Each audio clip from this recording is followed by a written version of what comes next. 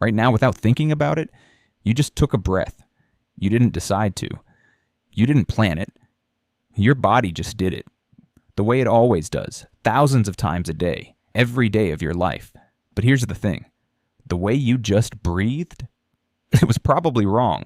Not slightly off. Not a minor inefficiency. Wrong in a way that has been quietly reshaping your face, degrading your sleep, narrowing your airways, and shaving years off your life. And almost nobody told you. Take a second and notice how you're breathing right now. Is your mouth open? Are your shoulders rising with each breath? Is the air coming in shallow, fast from your chest?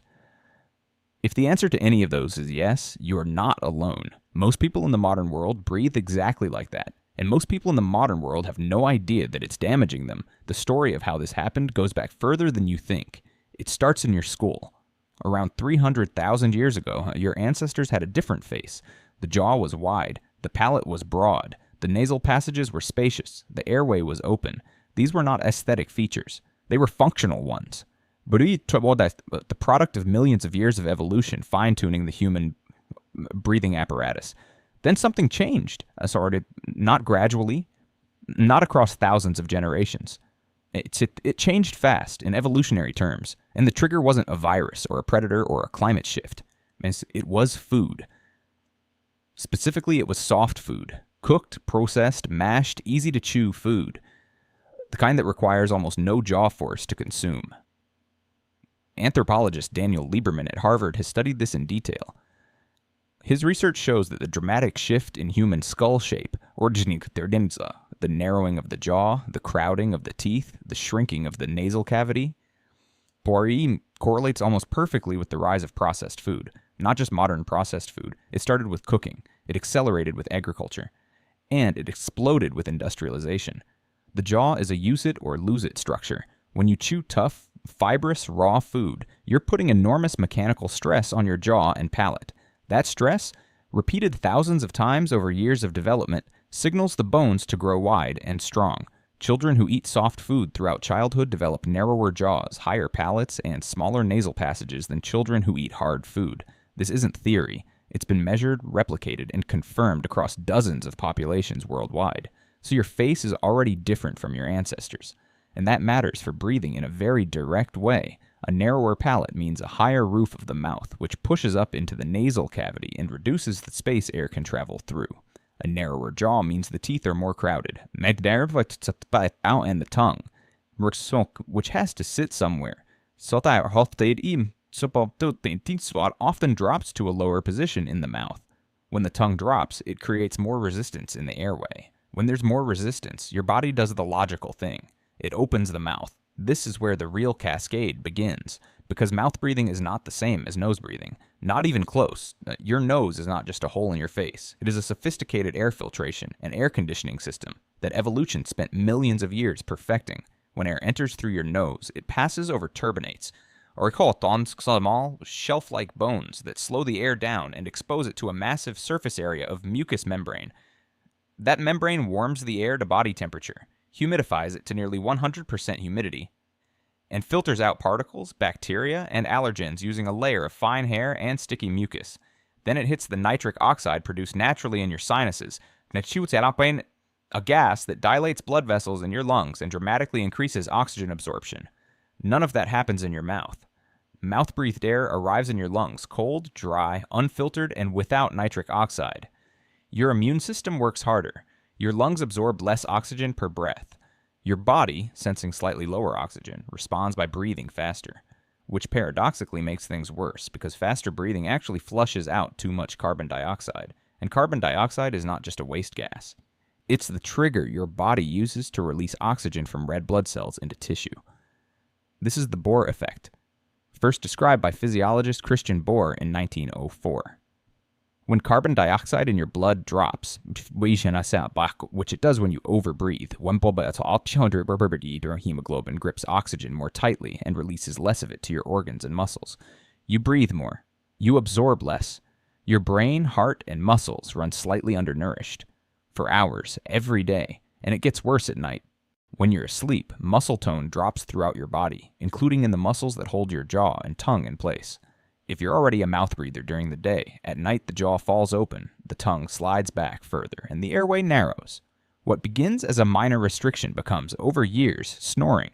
What begins as snoring becomes, for millions of people, sleep apnea, the complete temporary collapse of the airway, dozens or hundreds of times per night.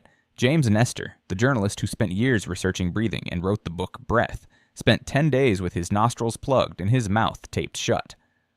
First breathing only through his mouth for 5 days, then only through his nose for 5 days, while researchers at Stanford University monitored his data.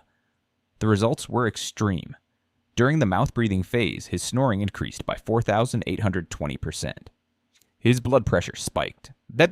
His blood oxygen dropped. His cognitive scores declined. His sleep quality collapsed. Then the tape came off his nose and went on his mouth. Within days, every metric reversed. The same body, the same person, entirely different outcomes based only on which hole in his head the air came through. So why doesn't anyone tell you this? Part of the answer is that breathing feels like it should be automatic. It mostly is. But automatic doesn't mean optimal. Automatic means your body does what it learned to do, what the structure it inherited makes easiest. And if that structure was shaped by soft food, a narrow jaw, and a childhood spent breathing through your mouth, then automatic has been miscalibrated the whole time. Part of the answer is that the consequences are slow and diffuse. Nobody wakes up one morning with a collapsed airway. It happens gradually, through slightly worse sleep, slightly lower energy, slightly more congestion, slightly more anxiety. These things are easy to blame on stress, aging, or just the way things are. But breathing researcher and physiotherapist Patrick McKeown has spent decades documenting what happens when people correct their breathing mechanics. In controlled studies in clinical settings, his patients, people with asthma, anxiety, sleep disorders, and chronic fatigue, showed measurable improvements in oxygen delivery, sleep quality, and exercise performance within weeks of correcting their breathing pattern. Not after surgery, not after medication, after learning to breathe the way evolution designed them to. What does that look like? It starts with your mouth being closed. Your tongue should rest against the roof of your mouth, not the floor, not floating in the middle, pressed lightly against the palate, just behind the front teeth. This is called the tongue's natural resting posture, and in people who have maintained it since childhood, it helps keep the palate wide and the airway open. In people who lost it, it can still exert gentle structural pressure over time. Breathing should come from the diaphragm, the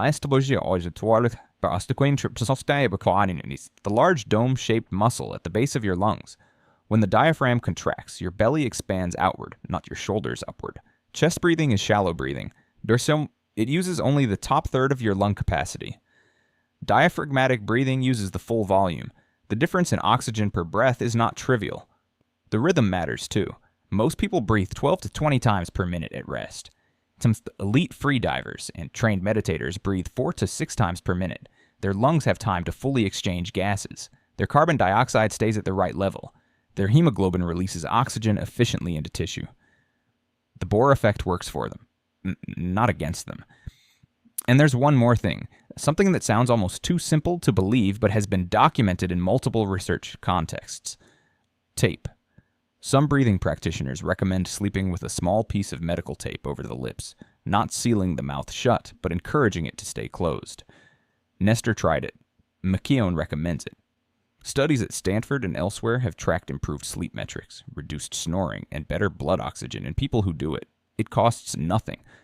It takes 30 seconds, and it forces the system that evolution built, the nose, to do the job it was designed for.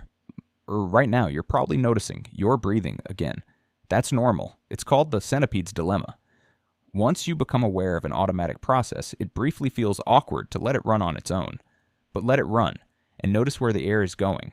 Notice whether your mouth is open or closed. Notice whether your belly moves or your shoulders do. Notice how many times per minute you inhale.